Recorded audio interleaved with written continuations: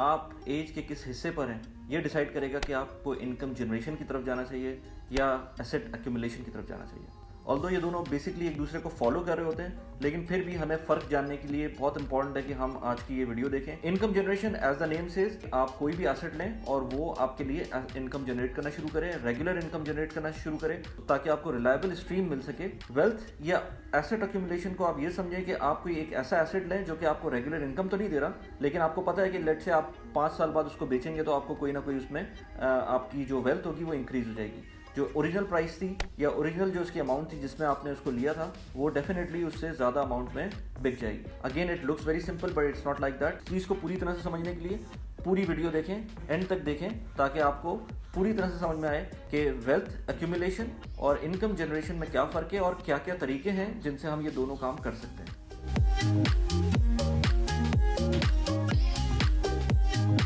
मेरा नाम मोहम्मद वली खान है और मैं इस YouTube चैनल के ऊपर पर्सनल फाइनेंस और फाइनेंशियल इंडिपेंडेंस के ऊपर रेगुलर वीडियोस अपलोड करता हूँ। मेरा focus generally South Asian community है, but mostly I am focused toward South Asian community living in the gulf.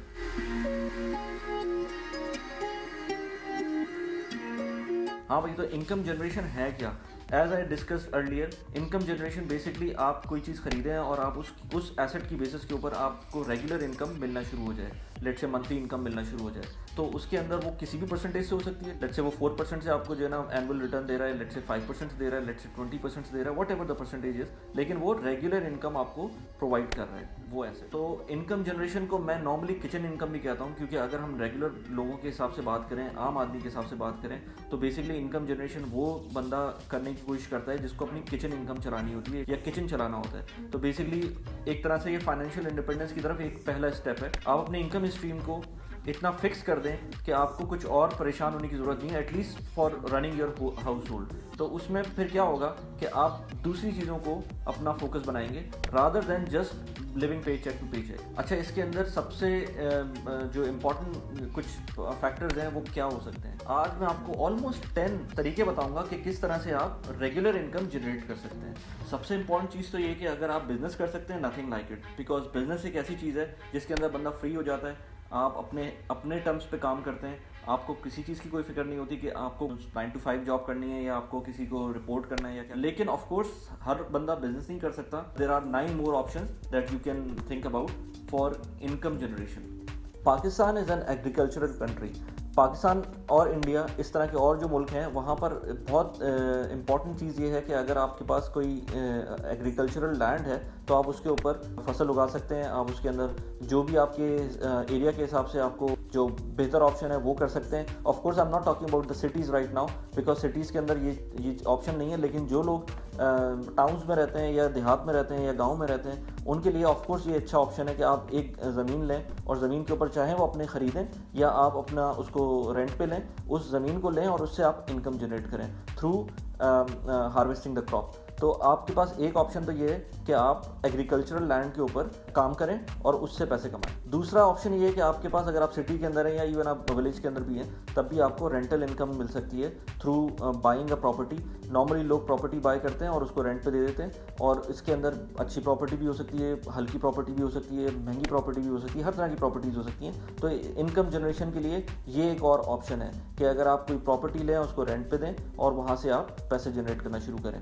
इसके अंदर ऑफ कोर्स ये चीज़ वेल्थ एक्यूमुलेशन में भी आती है, क्योंकि आप जो प्रॉपर्टी देंगे रेंट के ऊपर, अगर आप 10 साल के लिए वो प्रॉपर्टी दी हुई है तो 10 साल के बाद जब उसको बेचेंगे, ऑफ कोर्स उसकी प्राइस बढ़ चुकी होगी, तो उसकी वेल्थ भी आपने एंजॉय करी और उसकी मंथली इनकम या रेगुलर इनकम भी आपने एंजॉय करी। चौथे नंबर पे अगर मुझसे कोई बात करेगा तो मैं बात करूँगा रीट्स की और स्टॉक्स की। रीट्स क्या चीज़ है? रीट्स के लिए मैं एक अलग वीडियो बनाऊँगा, उसके लिए मैं डेफिनेटली आपको, क्योंकि ये रीट बहुत अलग और बहुत बड़ा सब्जेक्ट है, तो ये इस वीडियो के अंदर मैं कंप्लीट नहीं करूँगा। लेकिन रीट को आप ऐसा समझें कि ये basically real estate investment trust है और ये म्यूचुअल फंड की तरह काम करता है। म्यूचुअल फंड पे भी मैंने एक वीडियो बनाई हुई है, वो भी आप देख सकते हैं। लेकिन ये REIT as a mutual fund काम करता है रियल एस्टेट के लिए। तो फर्स्ट करें, आपके पास 10 करोड़ रुपए नहीं है, लेट्स से आपके पास 1 करोड़ रुपए नहीं है रियल एस्टेट खरीदने के, तो आप रियल एस्टेट इन्वेस्टमेंट ट्रस्ट के शेयर्स ले सकते हैं, यूनिट्स ले सकते हैं। अगर आप वो लेंगे तो आप एक तरह के ओनर बन जाएंगे उस लेट्स से बिल्डिंग के। उस बिल्डिंग के जब आप ओनर बनेंगे तो आपको अगर कोई रेंटल इनकम आती है तो वहाँ से रेंटल इनकम आना शुरू हो जाएगी। इस तरह की 1-2 ऑप्शंस पाकिस्तान के अंदर भी हैं, यूएई के अंदर भी हैं। वेस्ट के अंदर तो बहुत हैं। रीट्स आप before pandemic was performing very good, after and during pandemic the reason ये इतने अच्छे परफॉर्म नहीं कर रहे हैं बाकी जगहों के, क्योंकि ये ज़्यादातर कमर्शियल प्लेस के रीट्स होते हैं या फिर ये मॉल्स के रीट हैं पाकिस्तान के अंदर, जिसकी वजह से आपको इनकम जो जनरेशन होती है जो रेंटल से आती है वो उस तरह की नहीं है जिस तरह की प्री कोविड थी।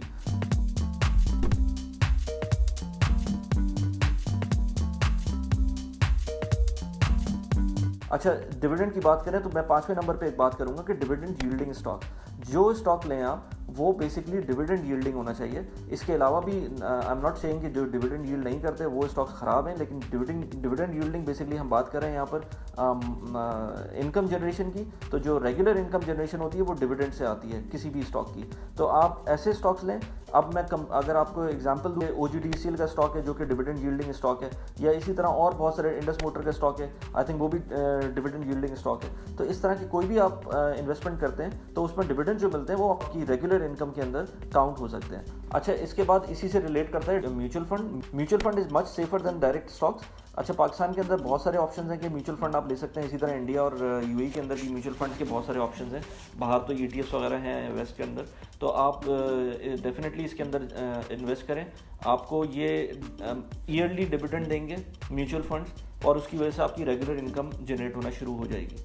तो इट डिपेंड्स कि आप कितना इन्वेस्ट करते हैं और कितना रिस्क प्रोफाइल है आपका, और कितना आप किस टाइम पर आप इन्वेस्ट कर रहे हैं। लेकिन over the period of time अगर आप इन्वेस्ट करना शुरू होंगे तो डेफिनेटली आपको डिविडेंड यील्ड मिलना शुरू हो जाएगी। नंबर 7 के ऊपर हम बात करेंगे गवर्नमेंट बॉन्ड्स की, गवर्नमेंट सिक्योरिटीज़ की, जो कि बेयरली मीट करते हैं इन्फ्लेशन को, जो कि पाकिस्तान के अंदर ऑलमोस्ट कोई 10% के करीब इन्फ्लेशन होती है, तो ऑलमोस्ट वही नंबर आपको मिल जाता है गवर्नमेंट बॉन्ड्स के थ्रू। तो अगर आपको लेट से बहुत सेफ चलना है तो आप नेशनल सेविंग सर्टिफिकेट्स या इस तरह की बॉन्ड्स ले सकते हैं, जिसमें आपको फिक्स परसेंटेज मिल सकती है। लेकिन it's not highly recommended, because safe तो है लेकिन ऑफ कोर्स उसके अंदर लोग इसलिए भी प्रेफर नहीं करते क्योंकि वो नॉन इस्लामिक है, एंड देन उसके अंदर अगर इस्लामिक हो भी तब भी जो रिटर्न्स मिल रहे हैं वो इतने अच्छे नहीं होते जो कि आपको इन्फ्लेशन को बीट कर सकें। तो anyways this is one of the case as well. अगर आपको कोई रेगुलर इनकम चाहिए तो ये एक ऑप्शन भी है आपके पास। 8वें नंबर पे मैं बात करूंगा इंटेलेक्चुअल प्रॉपर्टी की। अगर आप फ़र्ज़ करें, मैं इस वक्त यूट्यूब वीडियो बना रहा हूँ, फ़र्ज़ करें ये यूट्यूब वीडियो अगले 2 साल के अंदर इतनी पॉपुलर हो जाए कि इस पर व्यूज़ बहुत सारे आने लगे, तो मेरे पास एटलीस्ट ये इनकम जनरेशन हो जाएगी, और यहाँ ये जो लोग इसको देख रहे होंगे वो इसके ऐड देखेंगे और उसको ऐड देख कर मुझे पैसे मिल रहे होंगे। उसके कितने भी मिले वो एक अलग बात है, लेकिन मिल रहे होंगे। तो अगर आप कोई ऐसी इंटेलेक्चुअल चीज़ बनाते हैं जो आपको over the period of time return दे रही होगी, तो it's nothing like it again, because उससे आपको फ़ायदा ये होगा कि आपको आपने एक दफ़ा कोई चीज़ बना दी और उसके बाद आपको उसकी लेट से रॉयल्टी मिलती रहेगी। तो ये एक और पॉइंट है जिसके अंदर आपकी रेगुलर इनकम जनरेट हो सकती है। 9th नंबर पे प्राइवेट इक्विटी या प्राइवेट फर्म के अंदर आप शेयर्स लें, मतलब आप इसके अंदर कोई स्टार्टअप में इन्वेस्ट कर दें। फ़र्ज़ करें कोई नई स्टार्टअप आई है, आप उसको फंड कर दें और वो आपको कुछ शेयर्स दे दे अपने, तो आप उसके अंदर मेक एंड ब्रेक वाली सिचुएशन होती है, क्योंकि वो जब कंपनी बनना शुरू हो जाएगी तो आपके पास डेफिनेटली उसकी डिविडेंड्स आना शुरू हो जाएंगे। लेकिन इट्स अ रिस्की प्रोपोजिशन, लेकिन फिर भी ये अगेन एक और ऑप्शन है आपके पास कि आप इसके अंदर डिविडेंड यील्ड कर सकते हैं, या आपके जो रेगुलर इनकम है वो मिल सकती है आपको, प्लस कैपिटल एप्रिसिएशन भी होगी इसके अंदर। एक और ऑप्शन, 10वां लास्ट ऑप्शन, आप कोई फ्रेंचाइज बाय कर सकते हैं, जैसे मैकडोनल्ड हो गया या सबवे हो गया, जो कि बहुत महंगा होता है। लेकिन पाकिस्तान के अंदर अगर आप देखें तो बहुत सारे ऐसे छोटे ब्रांड्स हैं, लेट से नॉट द छोटा ब्रांड, लेकिन स्टूडेंट बिरयानी हो गया, वो आपको ऑप्शन देता है कि आप उनकी फ्रेंचाइज बाय कर सकते हैं। आपके पास इनिशियल कैपिटल चाहिए होता है आपको, लेकिन वंस आप इनिशियल कैपिटल लगा देते हैं उसके अंदर, तो आपको वो जब आप बिज़नेस रन करना शुरू करते हैं, मिलना शुरू होते हैं उससे पैसे, तो वो बेसिकली आपकी एक मंथली इनकम और या कॉन्स्टेंट स्ट्रीम ऑफ इनकम आना शुरू हो जाती है। तो ये भी एक ऑप्शन है आपके पास कि आप रेगुलर इनकम इसमें ले सकते हैं। अच्छा, अब हम बात करेंगे एसेट एक्यूमुलेशन की। जो अभी हमने बात की उसके अंदर भी कुछ पॉइंट्स एसेट एक्यूमुलेशन के आ रहे थे, लेकिन बेसिकली हम बात कर रहे थे उस टाइम पर रेगुलर इनकम जनरेशन की। अब हम बात करते हैं वेल्थ एक्यूमुलेशन की। वेल्थ एक्यूमुलेशन का मतलब ये होता है कि आप बेसिकली एक चीज़ ख़रीदें, आपका पर्पज़ ये ना हो कि वो आपको रिटर्न देना शुरू कर दे मंथली या एनुअली वॉटेवर, तो वो एसेट आपको अपने हिसाब से जो एक्विजिशन की जो वैल्यू थी उससे बेहतर पैसे देके जाएगा। इसमें मैं आपको 5 एग्जाम्पल देता हूँ। लेट से आप सबसे इजी एग्जांपल पाकिस्तान के हिसाब से कोई पीस ऑफ लैंड ख़रीदें, आप ना उस पर घर बनाएं, ना उस पर आप कोई कमर्शियल इस्टेब्लिशमेंट बनाएं, ना उस पर कुछ करें आप सिर्फ उसको ख़रीदें, आप उसको 5 साल के लिए रखें, 10 साल के लिए रखें, 10 साल बाद उसकी प्राइस 4 टाइम्स हो जाएगी, 10 टाइम्स हो जाएगी, लेट से 5 टाइम्स हो जाएगी, वट एवर, आप उसको बेच दें विदाउट डूइंग एनीथिंग। आपने इस एसेट को ख़रीदा और उसको आपने 10 साल बाद बेच दिया एक very good at a very good margin. Although I don't like this kind of investment, लेकिन ऐसा होता है, लैंड की वैल्यू बढ़ती है क्योंकि लैंड लिमिटेड अमाउंट में आपके पास है, तो लैंड की वैल्यू डेफिनेटली बढ़ती है। तो आप इसके अंदर एसेट एक्यूमुलेट कर सकते हैं, वेल्थ एक्यूमुलेट कर सकते हैं, आप ख़रीदने के बाद उसको बेच सकते हैं। बट अगेन उसने कोई कंट्रीब्यूशन नहीं किया होगा आप सोसाइटी के अंदर अपना पॉजिटिव, लेकिन ये कि उसमें आपको गेन मिलेगा। दूसरा ऑप्शन ये कि आप प्लॉट ख़रीदें, 7-8 महीने उसको रखें, उसके ऊपर घर बनाएं और उसको आप बेच दें, उसको रेंट पे ना दें।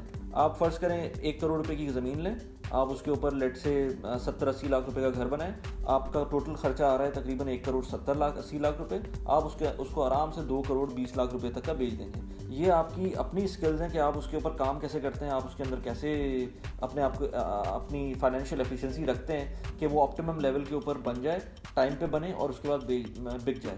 तो बेसिकली ये आप पे डिपेंड करेगा, लेकिन ये डेफिनेटली एक तरीका है वेल्थ एक्यूमुलेट करने का और क्विक वेल्थ एक्यूमुलेट करने का। एक तीसरा तरीका जो कि ऑलमोस्ट सिमिलर टू दिस है कि आप कोई ऑफ प्लान प्रॉपर्टी लें, लेट से आप कोई बिल्डिंग बन रही है, आप उसके अंदर एक फ्लैट बुक कर लें, अब वो 5 साल में बनती है, 10 साल में बनती है, up to your luck basically, क्योंकि अगर वो डिले हो जाती है तब भी आपकी लक है, जल्दी बन जाती है तो आपकी लक है। लेकिन फर्स्ट करें बेस्ट केस सिनेरियो के अंदर अगर वो टाइम पे बन जाती है, लेट से वो 5 साल के अंदर बन जाती है, तो आपने उसकी over the period of time एक पैसे दिए होंगे उसके, लेट से आपने कोई एक अपार्टमेंट जो 1 करोड़ रुपये पे बुक कराया है, उसके over the period of 5 years आपने उसके डिफरेंट टाइम में डिफरेंट पैसे दिए। At the end of 5th year आपको वो उसकी हैंड ओवर होता है, वो आपको 2 करोड़ रुपए दे के जाता है, फर्स्ट करें 2 करोड़ में बिक जाता है। तो again it's accumulation of wealth. आपने एक चीज़ में इन्वेस्ट किया और उसने एंड में आपको कोई रिटर्न नहीं दिया मंथली या एनुअली, लेकिन उसने एंड में आके वो आपको ऐसा गेम दिया जो आपके सारे आंसू भुला देगा। तो बेसिकली ये भी एक एक्यूमुलेशन ऑफ वेल्थ की एग्जांपल है। चौथी एग्जांपल ऐसी है कि आपके पास, जैसे मैंने स्टॉक्स की बात की थी, डिविडेंड यील्डिंग स्टॉक्स की, बहुत सारे ऐसे स्टॉक्स होते हैं, इवन गूगल और अमेजॉन टाइप के स्टॉक्स जो होते हैं वो आपको डिविडेंड यील्ड नहीं करते हैं, लेकिन आप आज उनको ख़रीदें और फर्स्ट करें 2 साल बाद बेचते हैं, उनकी प्राइस लेट से डबल या ट्रिपल भी हो जाती है कभी कभी। तो इट्स नथिंग लाइक इट। आप इस तरह के स्टॉक्स लें। पाकिस्तान के अंदर भी ऐसे बहुत सारे स्टॉक्स हैं जो कि बहुत अच्छा परफॉर्म किया, लेकिन again this is risk prone. इसके अंदर आप अपनी वेल्थ एक्यूमुलेट करते हैं by just holding up to that stock for let's say over the period of 2 years और 3 ईयर्स। मैं इस पर एक और वीडियो बनाऊंगा बाय द वे कि डिविडेंड का फ़ायदा क्या होता है, डिविडेंड यील्डिंग स्टॉक्स का एटलीस्ट कोई एज सच कोई फ़ायदा है भी कि नहीं है, इस पर मैं एक और वीडियो बनाऊंगा। लेकिन एटलीस्ट अभी आप ये समझ जाएं कि अगर आपने over the period of let's say 2 years कोई स्टॉक लिया है और उसके पैसे बढ़ गए, तो basically you have accumulated some wealth over it. पांचवी और very interesting, it is very famous way to accumulate wealth, लेकिन मैं उसको एज सच नहीं इनकरेज करता। Basically it's about precious metal, gold silver platinum stuff like that. तो उसके अंदर आज आप ख़रीदें, 5 साल बाद लेट से उसकी प्राइस बढ़ जाएगी, लेकिन अगेन आजकल के जो हालात हैं उसमें नहीं पता होता कि गोल्ड की प्राइस क्या होगी। तो I won't recommend it as a wealth accumulating instrument, लेकिन ये कि फिर भी मैं अगेन कहता हूँ कि 5 to 10% आप अपनी वेल्थ का गोल्ड में पुट कर सकते हैं। तो अगर आपने उतना पुट किया हुआ है तो हो सकता है 5 से 10 साल बाद 5 to 10% आपका डबल हो जाए या हाफ हो जाए, कुछ नहीं पता। अगेन गोल्ड या प्रेशियस मेटल आपको कोई भी मंथली रिटर्न नहीं देंगे, लेकिन उनकी इंट्रिंसिक वैल्यू है जिसकी वजह से आपको प्रॉबेबली जब बेचेंगे तो अज्यूम ये किया जाता है कि वो आपको पैसे दें। तो बेसिकली ये 5 एग्जांपल्स मैंने आपको बताई कि वेल्थ एक्यूमुलेशन की क्या क्या हो सकती हैं। अच्छा, इन दोनों के अंदर इट डिपेंड्स कि आप शॉर्ट टर्म करना चाह रहे हैं या मीडियम टर्म करना चाह रहे हैं, या अपनी एज कौन से एज के हिस्से में करना चाह रहे हैं। क्योंकि अगर आप वेल्थ एक्यूमुलेशन अपनी छोटी एज में करेंगे, as young you are, it's much better, because आप थोड़ा सा रिस्क प्रोफाइल आपका अच्छा होगा उसके अंदर। अगर आप 25 साल के हैं और आपने चाह रहे हैं कि आज आपने जो है एक ऐसा प्लॉट ले लें जिसका कुछ नहीं पता 2 साल में अच्छा हो जाए, 10 साल में भी कुछ ना हो, तो आज आप ले लें, 25 साल बाद तो कुछ ना कुछ हो ही जाएगा ना उसका। तो इस तरह का जब वेल्थ एक्यूमुलेशन होती है तो वो छोटी एज में हो तो ज़्यादा बेहतर है। बड़ी एज के अंदर आप कोशिश ये करें कि अपनी इनकम को इम्प्रूव करने की कोशिश करें, इंक्रीज़ करने की कोशिश करें। आप ज़्यादा ख़तरनाक स्टॉक्स ना ख़रीदें, आप इसके अंदर ज़्यादा गैम्बलिंग वाली लैंड के अंदर ना घुसें। आप कोशिश करें कि भाई आप रेंटल प्रॉपर्टी लें और आप उसको रेंट पे चढ़ा दें, आपको मंथली इनकम मिलती रहेगी। आप म्यूचुअल फंड लें जो कि आपको डेली मंथली डिविडेंड दे रहे हैं, ईयरली डिविडेंड दे रहे हैं, उससे आपकी काम चलता रहेगा। तो आप ऐसा काम करें अपनी बड़ी एज में कि वो आपका काम चलाता रहे। तो बेसिकली इन दोनों के अंदर जो रेगुलर इनकम आपको अगर आप लेना चाह रहे हैं तो बेहतर ये है कि वो after the age of 40-45 let's से आप you should look for the regular income stream rather than accumulating wealth. It depends on person to person, लेकिन मैं एक जनरल बात कर रहा हूँ। अपना बहुत ख्याल रखें। वीडियो अगर आपको पसंद आई हो तो प्लीज़ लाइक कर दें, सब्सक्राइब कर दें चैनल को, and share the video please. Thanks for watching the video. Bye bye.